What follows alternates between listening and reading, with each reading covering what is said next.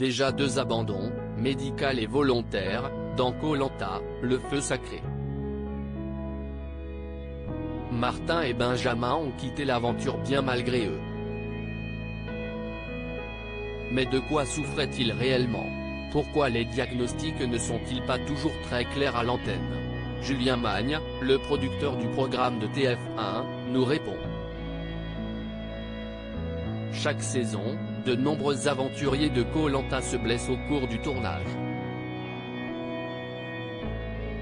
Petit bobo sans gravité ou accident obligeant à l'abandon, les téléspectateurs ne savent pas toujours vraiment ce dont souffrent les candidats.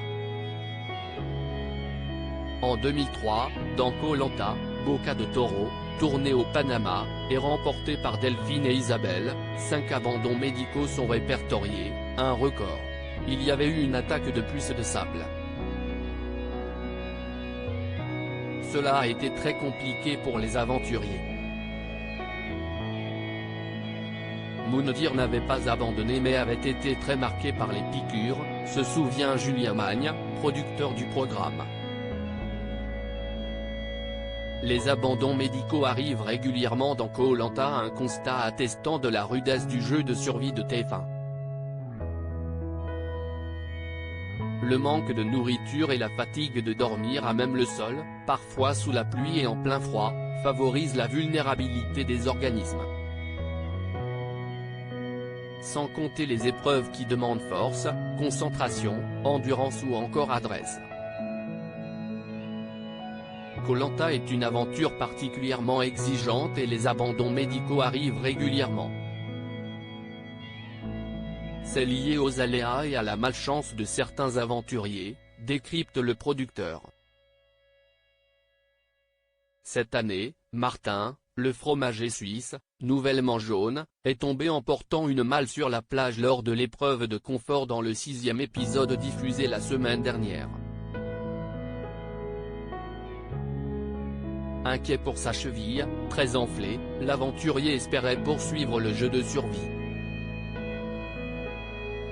Après un premier diagnostic rassurant, le candidat a été averti qu'il devait abandonner la partie et rentrer en France, juste avant de se battre sur l'épreuve d'immunité.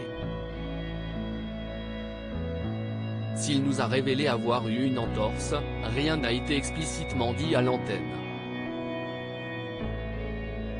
Abandon dans Koh Lanta, le feu sacré, on ne rentre pas dans le détail, explique le producteur du jeu de TF1 de son côté, Clémence, chez les Rouges, qui veut cacher ses faiblesses aux autres aventuriers, est revenu sur le camp après un passage à l'infirmerie à cause de grosses douleurs au ventre.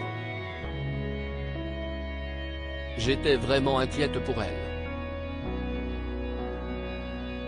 J'aurais été triste que son état de santé se détériore et qu'elle doive rentrer, confia Elena, sa coéquipière dont elle se sent de plus en plus proche. Mais qu'est-il exactement arrivé à la raccordeuse de fibre optique de 27 ans?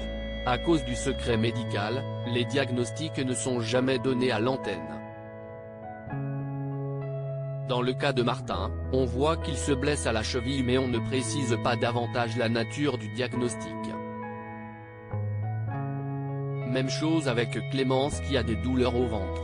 On ne rentre pas dans le détail, justifie Julien Magne. Par ailleurs, on constate une moyenne de 1 à 2 abandons volontaires au maximum dans une saison. Cette année, c'est le cas de Benjamin, le jeune marin très proche de Tania, qui a eu un petit accident de plongée lui interdisant d'aller dans l'eau pendant une dizaine de jours à cause d'une otite, sans pour autant l'obliger à abandonner. Mais, fatigué et là, au bout de ses capacités physiques, il décide de partir, malgré les encouragements de Denis Brognard, qui rabâche chaque année que les aventuriers qui jettent l'éponge le regretteront tôt ou tard. À lire aussi c'est cruel, il aurait pu aller très loin. Martin abandonne Koh Lanta, le feu sacré, les internautes sous le choc.